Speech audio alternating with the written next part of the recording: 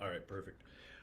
So hey, anyways, this is the second Q&A with Dr. A, and I just wanted to tell everyone the topic today is it's diabetic National Diabetic Month. I don't know if you guys realize this, but we are going to talk a little bit about diabetes on both beating it and preventing it.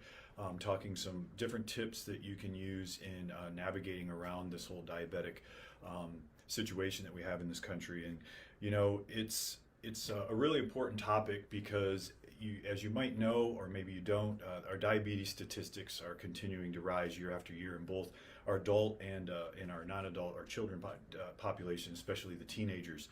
And so right now, currently in the United States, we have about 35 million people with diabetes.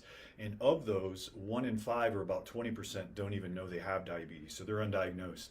And then on top of that, you take another about 80 to 90 million people that also have insulin resistance. So they're at the stage right before diabetes. And so you can say this is a problem. And at some point, they actually have tied obesity and diabetes together, where they're calling it diabesity. And so there's a direct link between obesity and diabetes, obviously, with the way our bodies manage insulin.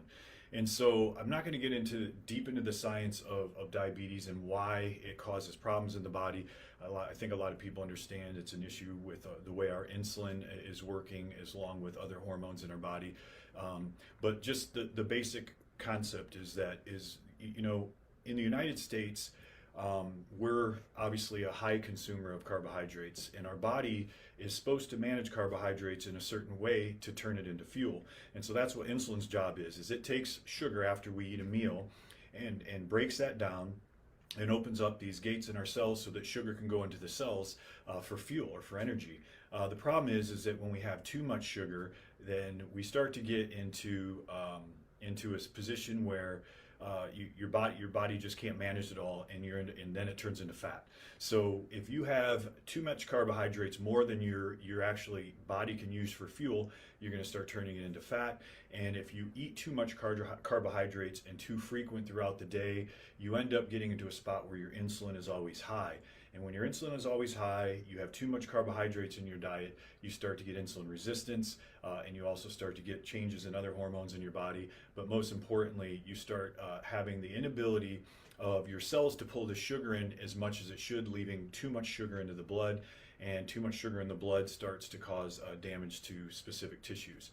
And so it's really important that if you have diabetes, you're trying to prevent diabetes, you will be able to understand that it really comes down to numbers, and that's why you get blood work. It doesn't matter what you're doing. I know a lot of people out there that have diabetes are worried about being on insulin. They have some issues with insulin, but it all comes down to blood sugar control. So if you have diabetes and your sugars aren't really controlled, you should consider insulin, just because it's all about the number. If your diabetes are under control with insulin, then you're going to have better long-term health. So, but we're more interested in talking today about how, if you have diabetes or you don't have diabetes, what are the best ways for you to prevent it? And that's what's exciting to me, is because there's lots of different things that you can do to prevent diabetes or actually treat it. And if you're in primary care doctor or your endocrinologist, they might not really talk to you much about how you could actually go into remission or get on top of diabetes to where you might not need medicine, because they don't have time, and there's a lot of tools that they might not know of. But you can do this. You can beat diabetes with discipline and understanding some of the things that are important for managing blood sugars. And so, knowing how big of a problem it is, we have to start talking a little bit about lifestyle. And I'm sure you guys can imagine that the biggest opportunity for all of us in beating diabetes or preventing it is lifestyle. And the number one thing is going to be diet. And so let's just talk a little bit about that, and then we'll tie in the rest of the lifestyle. But the lifestyle, again, is sleep, diet, and exercise. And so, if you're someone that is in great health, and you're just trying to stay in great health, this is still a good conversation. If you're someone that already has diabetes, then this is obviously very important. But what our number one way that I like to combat diabetes as far as diet goes is using intermittent fasting. And it's not the only dietary strategy that you would want to use, for blood sugar control, but it's a really effective one. And in my mind, and from experience of using pretty much every different eating strategy you can try, intermittent fasting is one that takes a little bit of time to get the process down or the program down, but once you have it down, it becomes extremely easy. It's a very powerful appetite suppressant, and it works very good on managing blood sugars. And so if you guys don't know a lot about intermittent fasting, I'm just going to kind of give you a little bit of information on it, and then you can find more information on our website.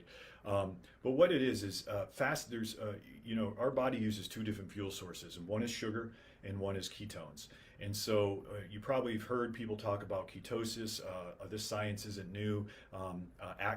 Dr. Atkins was the first one that came out with a ketosis-based diet. The problem with Atkins' diet was that it was using continual ketosis and not intermittent fasting. And what that means is the two ways to get into ketosis is almost eating no carbs or under like 40 or 50 grams of carbs continuously, or doing some sort of fasting. Both of these can get you into ketosis. Obviously, continual ketosis is a lot harder because you're really cutting out all your carbohydrates, which just isn't sustainable because we need carbohydrates. Intermittent fasting allows you to get all of your macronutrients, your fats, proteins, and carbohydrates, but you're getting them in a different way by just timing the way your meals and timing when you're going to eat carbohydrates. So that's intermittent fasting. It's basically timing your meals throughout the day in a fed state, and then going on a fasting period, which is going to allow you to switch over from sugar burning into using ketones as fuel, which you're going to get from fat. And so the common window periods for fasting and intermittent fasting is a 16-hour fast with an 8-hour fed window. So you fast for 16 hours and you use your sleep during that time, and then you move into a feeding window of 8 hours. Typically, that's going to be 8 p.m. at night. You fast through till the next day at noon, and then you start your eating, and you do all of your eating in that 8-hour window. And that means fluids as well. The only thing you can have after 8 o'clock is water. And then we do have a little neat way of getting breakfast in that doesn't break your fast, and that's where some people might have heard the term bullet coffee. That's from the Bulletproof Diet that David Asprey wrote, which was a continual ketosis program, but yet very effective for fat loss. So in the mornings, people drink these bullet coffees, which is just coffee or tea with heavy cream or coconut oil, not half and half, not creamate, not some of these, even some of these MCT oils that have protein or carbs in it. It has to be heavy cream because it has just fat, no protein, no carbs. So this gives you a nice little breakfast, if I might say, but it's a different type of breakfast, obviously, because it's a liquid. But the fats in the coffee and the little bit of caffeine can actually really keep your appetite suppressed, and also give you the energy to get you through till noon when you're going to start looking at and starting your eating period. But there's two goods and bads about this.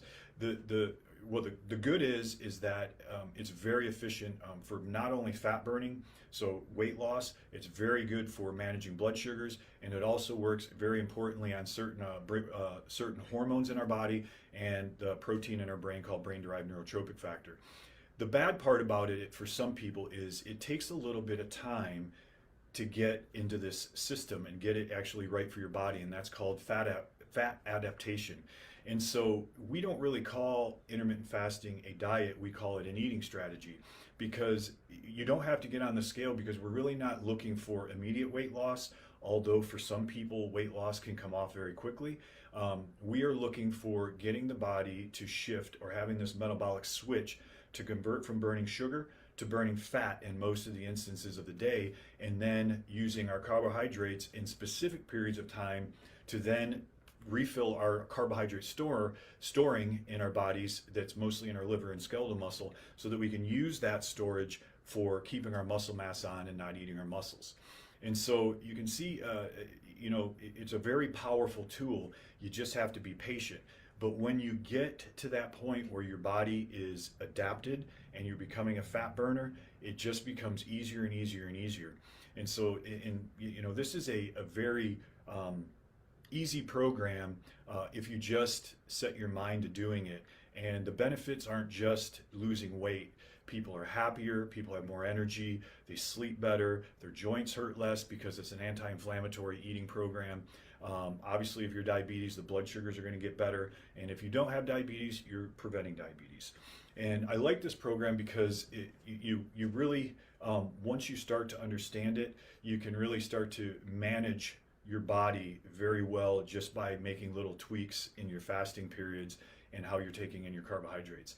Now, if you're a diabetic and you're doing intermittent fasting, you have to, whether you're type 1 or type 2, you have to consider blood sugar management. So this is when you would want to start testing your blood sugar more often, because without a doubt, with weight loss and intermittent fasting, and the changes that are going on internally with your blood sugars and other hormones like cortisol and testosterone and growth hormone, and other hormones in the liver, glucagon and gluconeogenesis, that causes the shifts in how we manage our sugars when we eat them. All these changes are going to start changing your blood sugar levels throughout the day. So if you're a diabetic, this is where, especially type 1, you really have to watch your sugars and the drugs that you're taking to reduce your blood sugars. So you're going to have to make shifts, and you have to also be prepared. I usually tell people to bring an apple or a little roll of glucose tablets, just in case your blood sugars start dropping down a little bit. But you can still do this. It's still a really good program, especially for type 2 diabetics, because you actually can get your diabetes into remission by doing something like this. And you have great data that you can watch by getting blood tests done or checking your fasting blood sugar in the morning, and then even doing a post-prandial or after meal blood sugar, just to see how your numbers are shifting. So yes, you can still do this if you're diabetic, but it's also an amazing opportunity for people that aren't diabetics. So that's a good eating program. And if you're not going to do intermittent fasting, it's really just figuring out how to manage your carbs. So the other part of intermittent fasting that everyone loves is the energy part of it. So kind of going over the benefits again, you have improved insulin sensitivity, you have increased brain-derived neurotropic factor, you have reduced inflammation, improved blood sugars, you're obviously going to lose weight, and it's also going to increase nicotinic adenine dinucleotide, which is NAD, which is the mitochondrial powerhouse's release of NAD for energy in our body. So the other part of lifestyle that I want to talk to is the sleep and the exercise as well. And so diet is definitely number one, but then right after that, to complete the lifestyle and get the most out of your diet strategy, is going to be sleep and exercise. And sleep, people don't really talk too much about the importance of sleep and overall wellness, and how it ties to diabetes, or at least your insulin levels.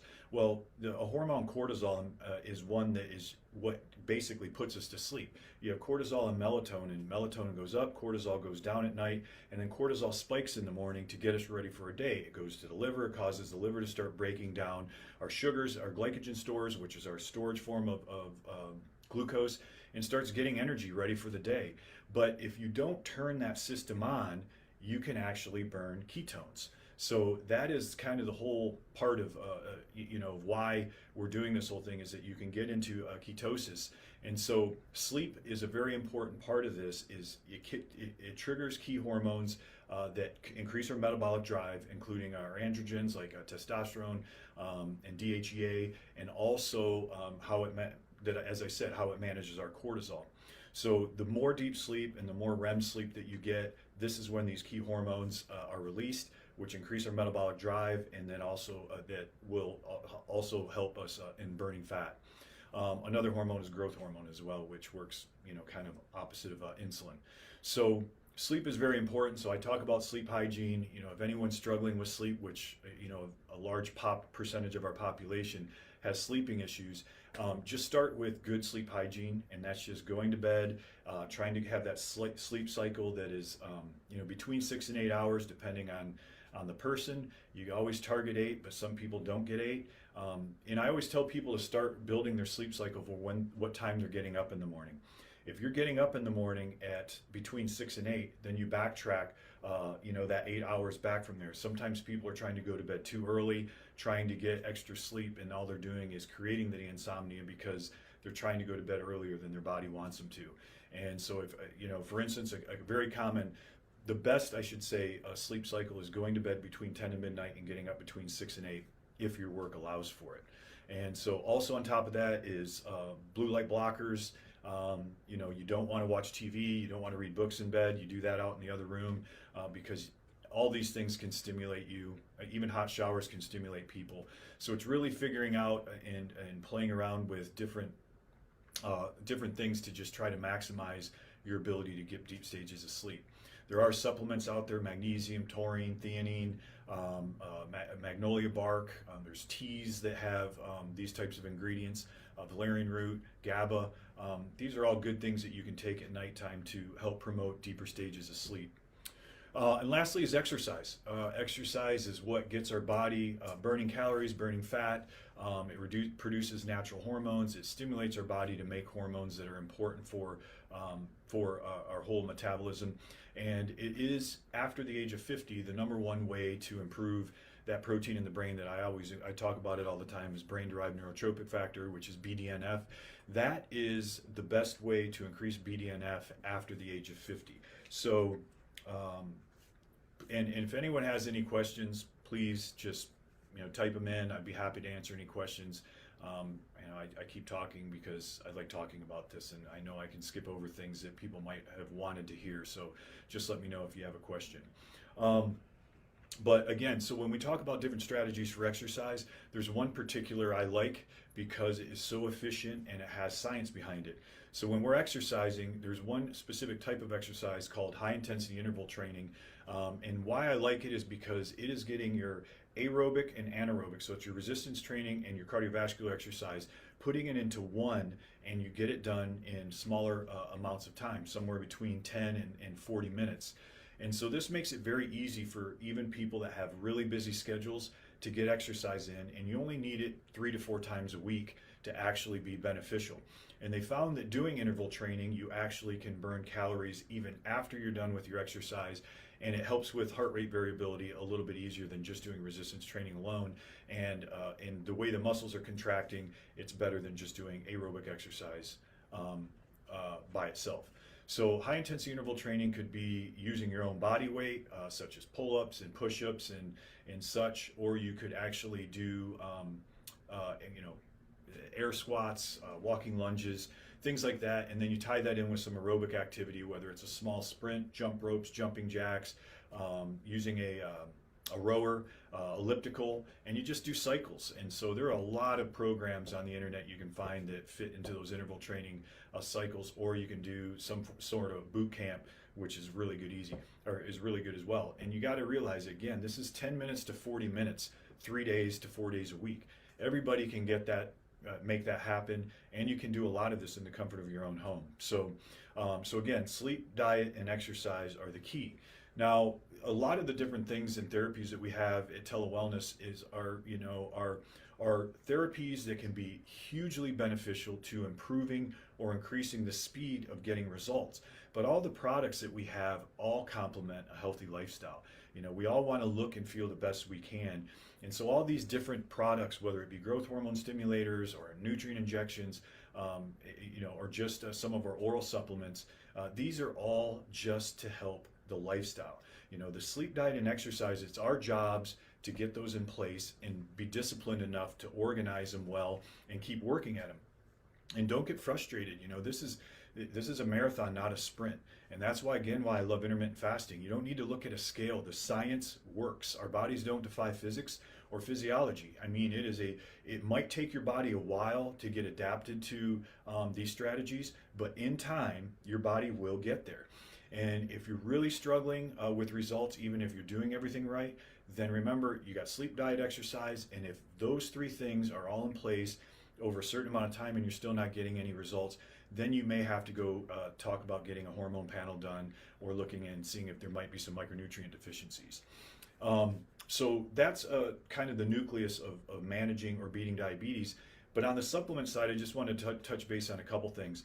When people are navigating dieting and eating for diabetes, you just have to remember, again, it's all about getting a balance of all those macronutrients, your protein, fats, and carbohydrates.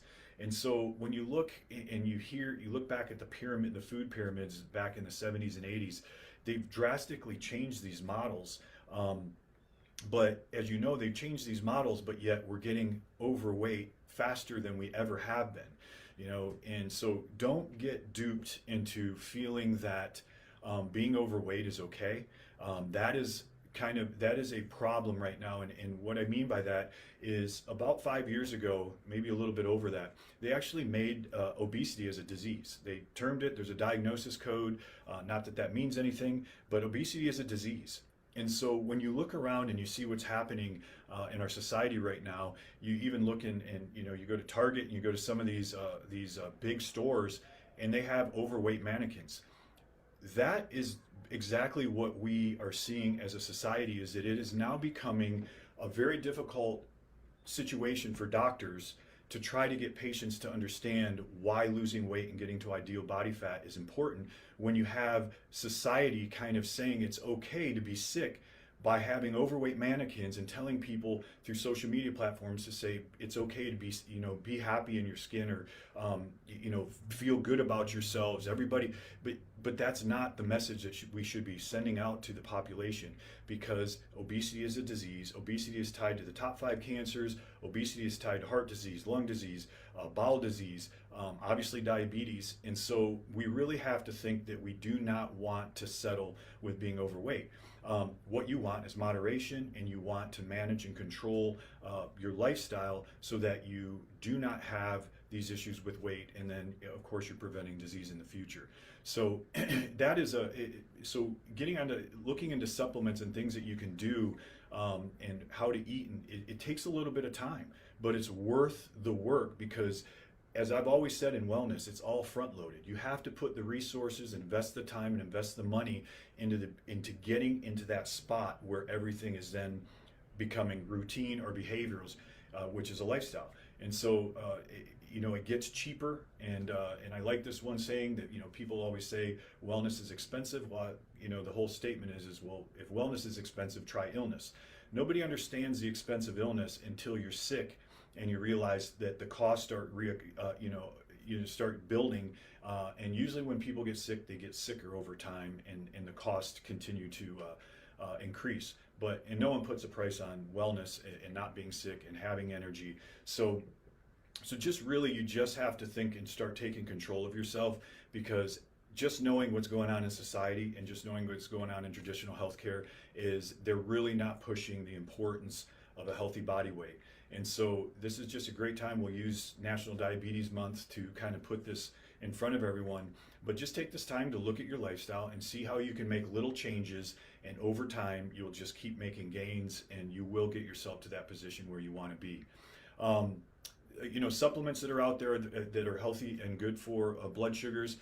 First off is, you know, when you hear all this about eating healthy fruits and vegetables, none of us get in the amounts of fruits and vegetables that we should in a day, and it's really hard to even figure out or take the time to understand how much fruit you can actually eat without actually becoming a problem if you're not burning enough of your sugars. So I always tell people to look at getting either reds or greens mixes. They basically take the phytonutrients out of these skins of these vegetables and fruits without the sugar. And so you can just add these into your shakes, and you get all these phytonutrients without the extra calories and carbohydrates. Another one is fiber. You can get a good one. It's called Bellway on Amazon. There's plenty. There's a Whole Foods 365 brand, but it's basically psyllium husk. And what that does is it's a carbohydrate that doesn't spike your insulin. So you can eat it, and actually controls your appetite and slows down your transit time in your colon, and actually helps stabilize blood sugars, keeps you full, and actually slows down that transit time of your stool so you can actually absorb more of your micronutrients. So that's an easy one. There's a lot of research on how fiber can help with weight loss and blood sugar control, and it also works on appetite. We have a couple products. I wrote a weight eating strategy program called the Carb Revolution. That's one that if for people that need structure and want the supplements, and like I said, it's a lot front loaded for people when they're trying to get control of their body weight. This is a nice kit. It really uses an intermittent fasting background or framework, along with some supplements that are going to help with the brain, sleep, and burning fat. And if you don't need structure, I still suggest looking at the Superburn. Superburn has a lot of good ingredients for fat burning. It also has beta hydroxybutyrate, which is a ketone. So you can actually take that in the morning in your fasting state to help with fat burning and kind of support, burning fat more. Other things, liver health, alpha lipoic acid, milk thistle. And some of the other very kind of popular therapies that we have at TeleWellness are also the peptides. And so there's a lot of peptides that are really good for, again, at the beginning for managing health. There's BPC 157, which is body protection compound. That actually tends to improve liver function, which liver is whereas we store a lot of our carbohydrates, and it's also responsible for how we distribute our blood sugars in and out of the body, or in and out of the blood. If you haven't looked at some of the growth hormone peptides, there's several of them, but one of them is called sermorelin. And what this does is growth hormone actually reduces inflammation, improves our insulin sensitivity, and can actually help with our circadian rhythm, our sleep cycle, helps with bone density, helps with burning fat. And so it's another one that just can really be a nice adjuvant to healthy eating and good exercise and sleep. So that is a lot of information, but I just wanted to get a lot of this out there, because if you took anything from today, would be if you're trying to beat or prevent diabetes, is just considering an intermittent fasting strategy. It works really well. It's not a diet. This is a way of living. I've been doing intermittent fasting for about 8 years, and I can't tell you how great it is for me as a 51-year-old that's trying to look and feel the best I can. This takes the eating completely out of my worries. My body hasn't changed in these 8 years. I continue to maintain the same amount of muscle and body fat, and my hormones are nice and stable. So this is kind of what I centered my whole lifestyle around, is this intermittent fasting, and then timing my exercise to my carb management. And so, I've been on peptides for pretty much the last 15 years. I use those as well, just because of all the different benefits that you can get from increasing your natural production of growth hormone. And then, and if you guys haven't tried it, the Carb Rev or the Superburn, those are great products. Those are what I make them for myself, and so they're another good concept, at least for you to get started with the intermittent fasting. I just want to, if there's anyone out there, we're going to do a little contest. I had made a statement earlier, and I just wanted to see who's the first person to answer this. But what is the number one lifestyle component to help beat diabetes? If anyone knows it, be the first person to write it down, and we'll send you a free bottle of Superburn. So just type it in, and we will get that sent out to you. Otherwise, I know everybody probably knows tomorrow's Veterans Day. I just wanted to thank you to any of the veterans that might be listening. We are huge. We really take our veterans seriously. We always have discounts for our veterans, and we really appreciate your service. Even first responders as well. I throw them in there also, but we want to thank you for your service, and please, that we are a veteran supporting company, and we always want to take care of you guys. So please always ask for a veterans discount if you guys are calling in, because we do take that serious. And so if you guys have any questions for next Wednesday, please send them to us. I would love to talk about any of the subjects that you guys want to hear about.